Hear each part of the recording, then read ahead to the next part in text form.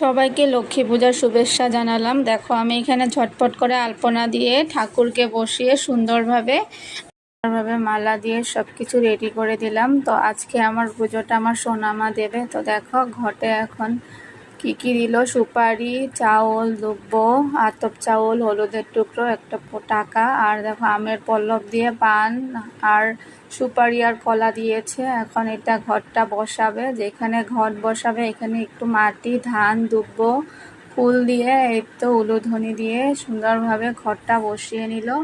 আর একদম শুরুর থেকে লাস্ট অবধি পুরাটা লক্ষ্মী পুজোই আমার সোনামা করেছে। আমি ওকে দেখিয়ে দেখিয়ে শিখিয়ে দিয়েছি।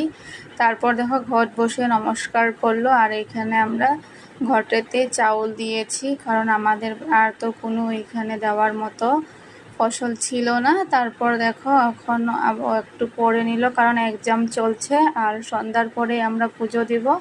তো পুজোতে বসে পড়েছে ফাইনালি। প্রথম দেখো ঘটে দিয়ে দিল ফুলটা, ঘটে দিয়ে এখন মাকে সিঁদুর পরাতে ভুলে গিয়েছিল, তো মাকে সিঁদুরটা পরিয়ে দিল। তো দেখো হয়ে গেছে পরানো। তো দেখো আবার সুন্দর করে পরাচ্ছে, বলছে এইভাবে দিতে হয়। তো দেখো মাকে সুন্দর করে পরিয়ে দিল।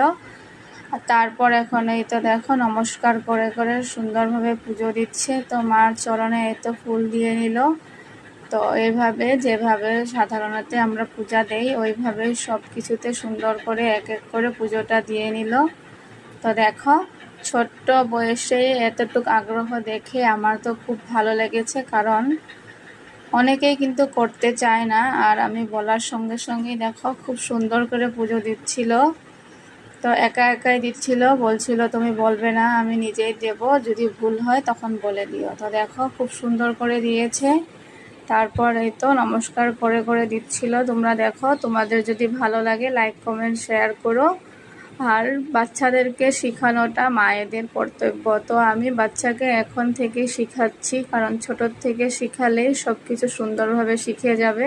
তো দেখো লাস্ট টাইম আরতিও করে নিল, কিন্তু পাঁচালিটা পড়তে পারে নাই। তো পাঁচালিটা বক্সে লাগিয়ে দিতে বললো, লাগিয়ে দিলাম। তো ওইভাবে ও সঙ্গে সঙ্গে বলে যাচ্ছিল, আর লক্ষ্মীর মন্ত্রটাও ঠিক ওইভাবেই বলছিল। তারপর দেখো আবার নমস্কার করে মায়ের আশীর্বাদ নিয়ে নিল। তো তোমাদের বাড়িতে কে কীরকমভাবে পুজো করছো আমাকে কমেন্ট করে জানাও। আর আমাদের যদি কোনো ভুল হয় ওইটাও বলো কমেন্ট করে। তারপর দেখো এখন আমরা প্রসাদ খাবো, পুজো তো হয়ে গেল। তো তোমরা কে কে প্রসাদ খাবে চলে আসো। তো আমরা প্রসাদ খেয়ে বাড়ির পাশেই আমার একটা ফ্রেন্ড আছে, ওদের বাড়িতে ঘুরতে গিয়েছিলাম। Bye bye.